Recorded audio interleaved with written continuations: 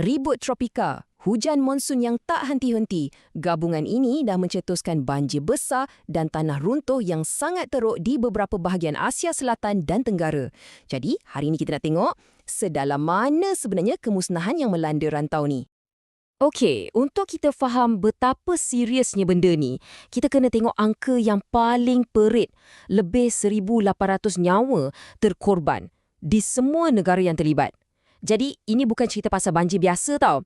Ini betul-betul satu malapetaka kemanusiaan yang besar. Mesti kita tertanya-tanya kan, kenapa jadi macam ni?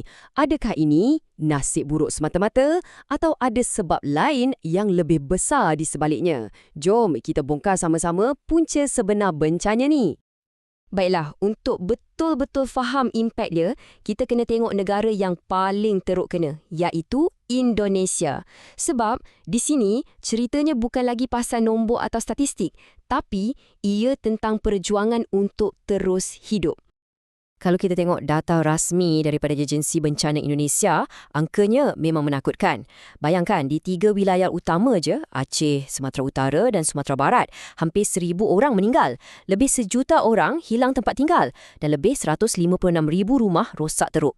Skala dia tu memang susah kita nak bayangkan. Dan dengar kata-kata daripada Gubernur Aceh ni, Muzakir Manaf, dia cakap orang bukan mati kerana banjir tapi kerana kelaparan. Ayat ni betul-betul tunjuk realiti sebenar. Maksudnya, ancaman paling besar tu bukan air banjir tu sendiri, tapi apa yang jadi selepas tu. Tak ada makanan, tak ada ubat, tak ada tempat tinggal. Inilah yang tukarkan bencana alam jadi krisis kemanusiaan yang berpanjangan. Okey, kita dah tengok Indonesia. Tapi jangan silap, masalah ni bukan jadi kat sana je. Ia sebenarnya satu krisis yang melanda seluruh rantau, melibatkan banyak negara pada masa yang sama.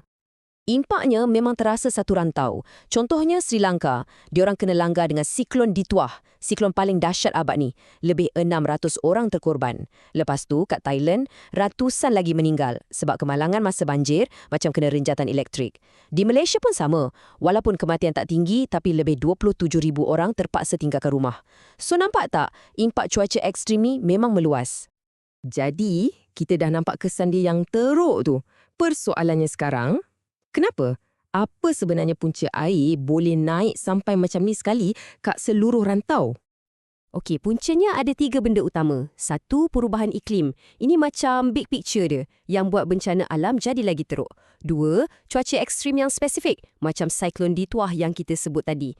Dan yang ketiga, yang kita selalu terlepas pandang, ialah faktor manusia sendiri. Pembalakan haram, penebangan hutan, terutamanya kat Sumatera sebab nak penuhi permintaan minyak sawit dunia.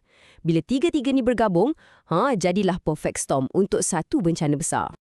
Apa yang jadi pada tahun 2025 ni, kita tak boleh anggap ia sebagai satu kejadian je. Sebenarnya, ini adalah satu amaran, satu wake-up call. Jom kita tengok apa maksud semua ni untuk masa depan Asia. Bank Pembangunan Asia sendiri dah bagi amaran keras dan ia kena sangat dengan apa yang berlaku. Banjir yang kita nampak ni, ia macam satu preview, satu sedutan untuk krisis yang lagi besar. Perubahan iklim ni tengah kacau sistem air kat Asia dan benda ni mengancam nyawa berbilion-bilion orang tau. Kejadian ni memang jelas tunjukkan betapa rapuhnya kita. Jadi, semua ni tinggalkan kita dengan satu soalan besar untuk masa depan. Macam mana negara-negara ni nak bersedia bila perubahan iklim makin menjadi-jadi?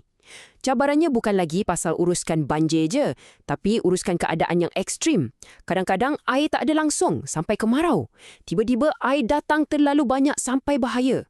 Bencana 2025 ni betul-betul paksa kita semua fikir balik. Dah bersedia ke kita untuk hadapi dunia yang makin tak menentu ni?